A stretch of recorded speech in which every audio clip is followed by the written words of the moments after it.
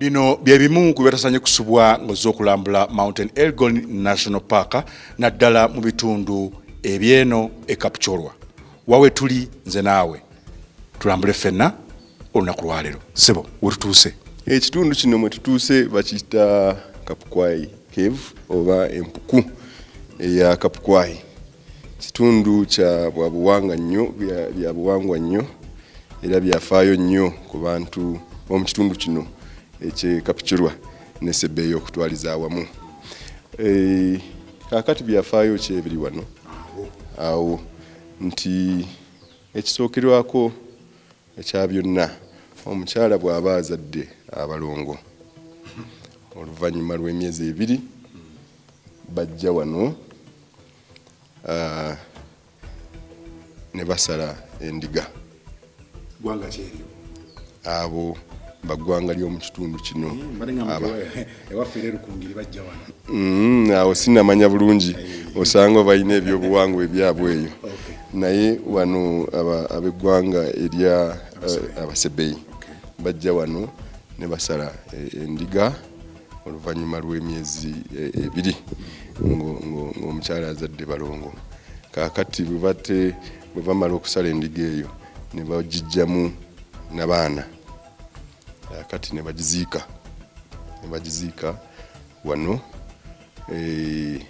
Ekyo kiba kitegeeza nti ate bazizaayo eri bakatonda baabwe.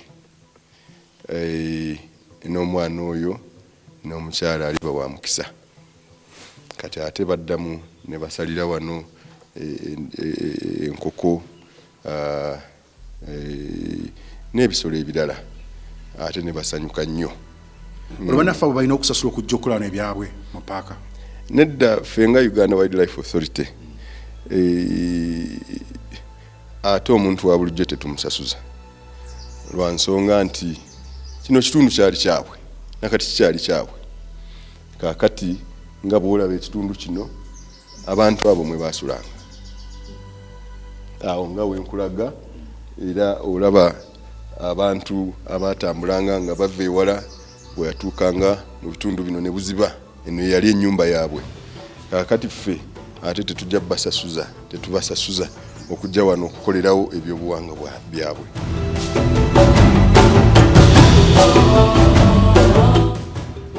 N'ekirala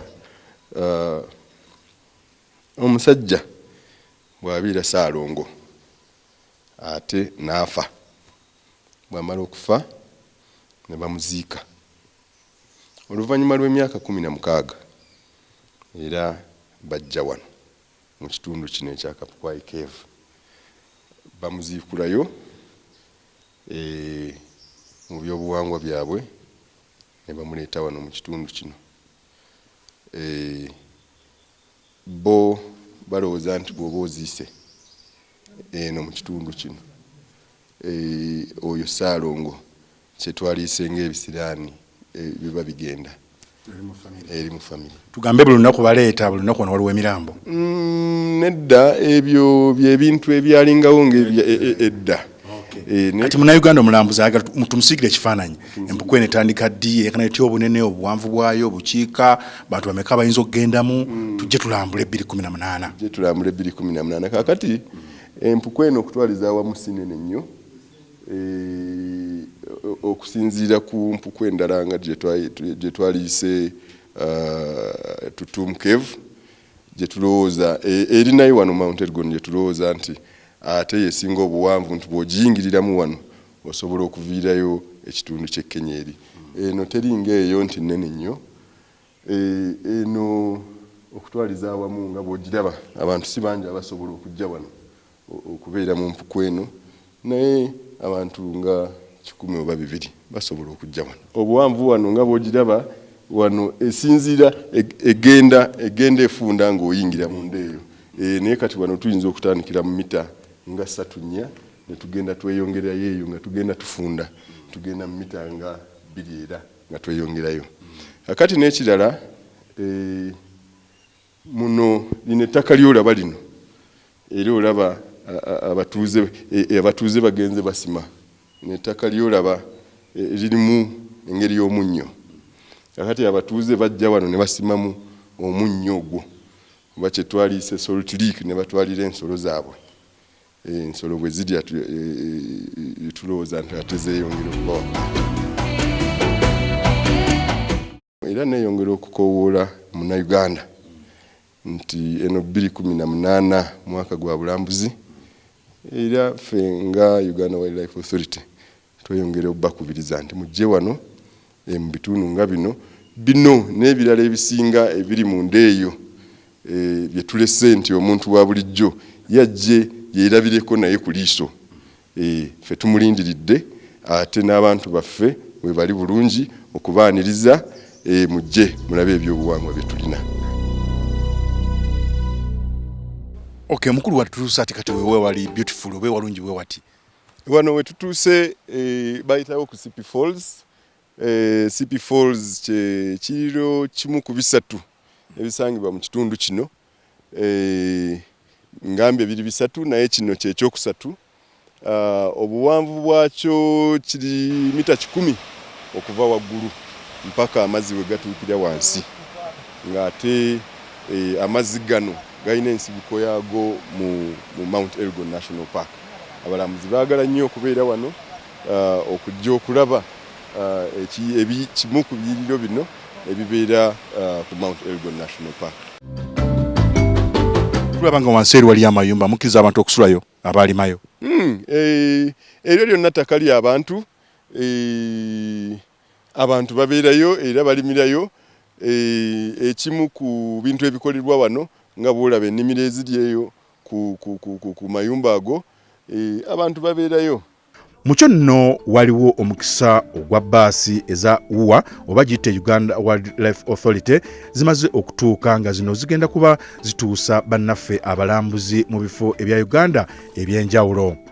Minisita omubeezi ow'ebyobulambuzi Godfrey Kiwanda Suubi yatongoza entambula ya bbaasi eziwera ddala 5 nga zino za bannaffe aba UWA mwaka 2018 mu byobulambuzi era waleteddwawo entambula eno nga yakuvanga mu kibuga Kampala ogenda mu parks zonna abalambuzi gye banaabanga baagadde okulambula. Awo nno n'omanyira ddala nti nno Katonda yewa Uganda okubeera ekkula. Basi ze twabaleetera muzirabye, basi ziri 5, emu ejja genda nga Bwindi, endala egenda nga Lake Mburu, endala ejja genda Queen Elizabeth, endala ejja genda Maction Falls, endala ejja genda Kidepo.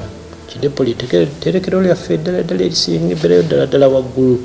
Nga kyetugenderera mu kino kwe kubeera nti nno tubanguyiza okubeera nti nno mutuuka kuki ku materekero gaffe ag'ebisolo nga temubonyaabonyezddwa nnyo.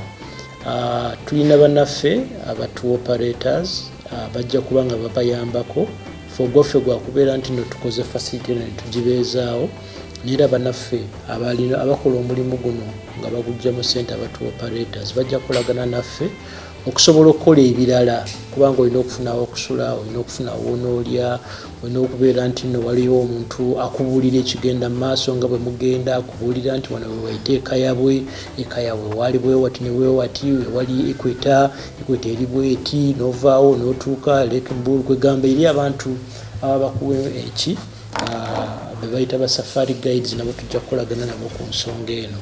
Kati basi zetu era zitukuze tulaba ziba n'obutanda waggulu buto wansi ne bazitika kafanku ne wabuli kika eno y'omulambuzi alina kilo mmeka z'alina okutwaliramu era abiteekawa.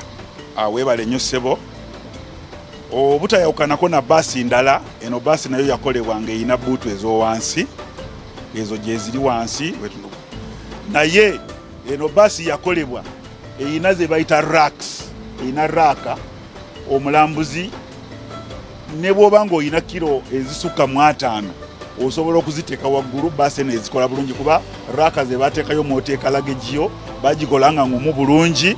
Eno gye bayita raaka kasita omuntu abajje nga ayina ayina akantu kaba kagugu ke gasikanene nnyo kakuteeka mu buutu wansi osobola okukateeka wano wonna ate raaka zino baazikolanga ng'omunnyo ne bw'ozitunulako engeri gy'oziraba engeri gye baazisibamu zisobola okutwala obuzito obunene obusukka ne mu kilo 5 nga buli muntu yenna wano watudde asobola ayiraba engeri gye baagikolamu okusinziira ku space eri wano abantu ababiri luggage y'abantu ababiri esobola okgendawo wano ababa batudde mu mutto guno nabana abali sayidi eno era nabo babakolera basobola okgenda luggage yaabwe y'abantu ababiri.